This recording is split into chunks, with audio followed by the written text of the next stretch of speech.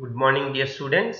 सो आज हम बात करेंगे अर्बन सेटलमेंट्स की। सबसे पहले हमें पता होना चाहिए कि अर्बन सेटलमेंट्स होते क्या है। According to census of India 1991 उन एरियाज को अर्बन एरियाज कहा जाता है जहां का पॉपुलेशन मिनिमम 5000 हो और साथ ही साथ वहां का मिनिमम डेंसिटी कितना होना चाहिए 400 पर्सन पर स्क्वायर किलोमीटर्स। ओके। और उन एरियाज का ऑक्यूपेशनल स्ट्रक्चर क्या होना चाहिए, जो वहां के मेल पॉपुलेशन है 75% मेल पॉपुलेशन किसमें लगा होना चाहिए, non agricultural activities. Non agricultural activities means secondary activities and tertiary activities. Dear students, इन चीजों को आप बहुत इजीली याद रख सकते हो। कैसे करके, एक फॉर्मूला ले लो, 5475 population, 400 density of population, 75% population of males should be engaged in non-agricultural activities। और अगर हम एडमिनिस्ट्रेटिव डेफिनेशन की बात करते हैं तो उन सभी एरियाज को अर्बन एरिया कहा जाता है जहां पे क्या हो, कैंटोनमेंट हो, कॉरपोरेशन हो, म्युनिसिपैलिटी हो, बोर्ड हो या नोटिफाइड टाउन एरिया कमेटी हो। Okay. Evolution of towns in India. So dear students, world का जो ओल्डेस्ट अर्बन सेटलमेंट है वो इंडिया में ही था। क्या है उसका नाम, बताओ जरा। हाँ, वेरी गुड, लिखो लिखो। उसका नेम है इंडस वैली सिविलाइजेशन। ओके। और इन टाउन्स को याद रखने के लिए एक हम छोटा सा विजुअल ट्रिक देख लेते हैं। ओके। जो इंडिया का हिस्ट्री है उसे 3 पार्ट्स में डिवाइड किया जाता है, ancient history, medieval history and modern history. Similarly India के टाउन्स को भी 3 टाइप्स में डिवाइड किया जाता है, ancient towns, medieval towns and modern towns. So बात करते हैं एंशिएंट टाउन्स की। सो एंशिएंट टाउन्स उन टाउन्स को कहा जाता है जिनका हिस्टोरिकल बैकग्राउंड कितना है, लगभग 2000 ईयर्स पुराना है। ओके। और ये जो एंशिएंट टाउन्स थे ये as a religious and cultural centres के रूप में डेवलप हुए थे। किसके रूप में डेवलप हुए थे, रिलीजियस एंड कल्चरल सेंटर्स के रूप में। ओके। और जो इसके बेस्ट एग्जांपल्स हैं वो हैं वाराणसी, प्रयाग, देन उसके बाद प्रयाग को इलाहाबाद कहा जाता था और आजकल फिर से क्या कहा जाता है, प्रयाग।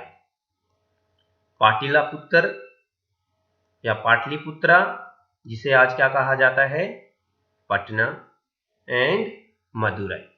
तो ये सारे क्या हैं, हमारे एंशिएंट टाउन्स हैं। अब बात करते हैं मेडिवल टाउन्स की। सो इंडिया के आज भी नियर अबाउट 100 टाउन्स ऐसे हैं जिनका डेवलपमेंट कब हुआ है, मेडिवल पीरियड में। कब हुआ है, मेडिवल पीरियड में। ओके। और ये जो मेडिवल टाउन्स थे ये ज्यादातर क्या थे, या तो प्रिंसिपैलिटीज के हेडक्वार्टर्स थे या किंगडम्स के हेडक्वार्टर्स थे। किसके हेडक्वार्टर्स थे? या तो प्रिंसिपैलिटीज के हेडक्वार्टर्स थे या क्या थे? किंगडम्स के हेडक्वार्टर्स थे, राइट। और ये जितने भी मेडिवल टाउन्स हैं ये ज्यादातर क्या हैं? फोर्ट टाउन्स हैं। क्या हैं? फोर्ट टाउन्स हैं। और किसके ऊपर डेवलप हुए हैं? Over ruined ancient towns, right. और जो इसके एग्जांपल्स हैं वो हैं दिल्ली, हैदराबाद, जयपुर, लखनऊ, आगरा एंड नागपुर। तो अब कुछ बच्चे होंगे मेरे जो पूछेंगे कि सर ये जलंधर क्या है? सर ये जलंधर क्या है?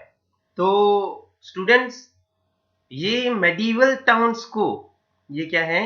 मेडिवल टाउन्स को याद रखने के लिए एक ट्रिक है। JA से जयपुर, L से लखनऊ, A से आगरा, N से नागपुर, D से दिल्ली, H से Hyderabad. Got it? Jaipur, Lucknow, Agra, Nagpur, Delhi and Hyderabad. Next is modern towns. So India में मॉडर्न टाउन्स किसने डेवलप किए? यूरोपियंस ने। किसने डेवलप किए? यूरोपियंस ने। तो ये सर PDEF क्या है? बेसिकली हम क्या बोलते हैं? PDF, लेकिन हमने बीच में क्या घुसा दिया यहाँ पे? E। PDEF क्या है? तो P से पुर्तगाल, D से डच, E से इंग्लैंड, F से फ्रेंच। सो इंडिया में सबसे पहले कौन आए थे?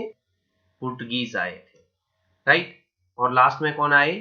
फ्रेंच। और इन बीच में डच एंड इंग्लैंड के लोग। इन सभी ने मिलके इंडिया में कौन से टाउन्स डेवलप किए? Modern towns. और डियर स्टूडेंट्स, सबसे मजे की बात है, इंडिया के जितने भी मॉडर्न टाउन्स हैं इनिशियली वो कहां पे डेवलप हुए? कोस्टल एरियाज में। जैसे हमारे पास सूरत आ गया, दमन आ गया, गोवा आ गया, यहाँ पे पौंडीचेरी आ गया, यहाँ पे मसूलीपट्टनम। इन सभी यूरोपियंस ने स्टार्टिंग में अपने टाउन्स कहाँ पे डेवलप किए? इन कोस्टल एरियाज में, राइट। और धीरे धीरे इन्होंने अपना होल्ड इंक्रीज करना स्टार्ट कर दिया। कहाँ कहाँ? मुंबई, चेन्नई एंड कोलकाता। और जैसे ही इनका होल्ड मुंबई, चेन्नई, कोलकाता में इंक्रीज हुआ तो इन्होंने डायरेक्टली और इनडायरेक्टली वहां के प्रिंसली स्टेट्स को कंट्रोल करना स्टार्ट कर दिया और धीरे धीरे अपने एडमिनिस्ट्रेटिव सेंटर्स डेवलप करना स्टार्ट कर दिया। और कुछ एरियाज में इन्होंने हिल टाउन्स का डेवलपमेंट किया। क्यों?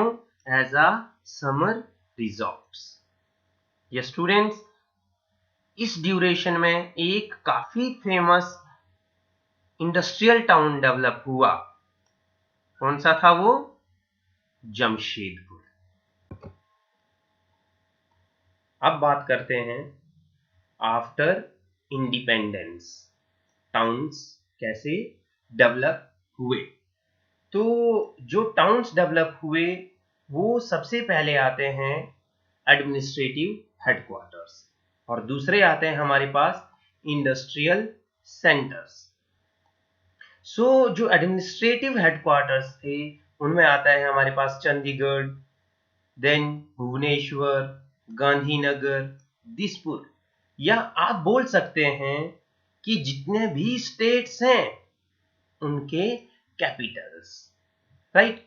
और अगर हम इंडस्ट्रियल सेंटर्स की बात करते हैं तो आता है हमारे पास दुर्गापुर, भिलाई, सिंदरी, बरौनी, दुर्गापुर एटसेट्रा। इसी ड्यूरेशन में कुछ सैटेलाइट टाउन्स भी डेवलप हुए अराउंड मेट्रोपॉलिटन सिटीज। इसको एक एग्जाम्पल से समझते हैं। ओके, एक क्या है, लार्ज मेट्रोपॉलिटन सिटी है। ये क्या है, एक लार्ज मेट्रोपॉलिटन सिटी है। और जब लार्ज मेट्रोपॉलिटन सिटी के around smaller metropolitan towns develop हो जाते हैं। क्या बोला मैंने, लार्ज मेट्रोपॉलिटन सिटी के around smaller metropolitan towns develop हो जाते हैं, तो उन टाउन्स को क्या कहा जाता है, सैटेलाइट टाउन्स। क्या कहा जाता है, सैटेलाइट टाउन्स। पर यहाँ पे एक बात ध्यान रखना है कि ये जो सैटेलाइट टाउन्स है ना, ये क्या होते हैं, मोस्टली इंडिपेंडेंट टाउन्स होते हैं। ओके, सो इंडिया में इसका बेस्ट एग्जांपल क्या है, हमारे पास दिल्ली के अराउंड क्या डेवलप हुए हैं, दिल्ली के अराउंड कौन कौन सी सैटेलाइट टाउन्स डेवलप हुए हैं, गाजियाबाद, रोहतक एंड गुड़गांव।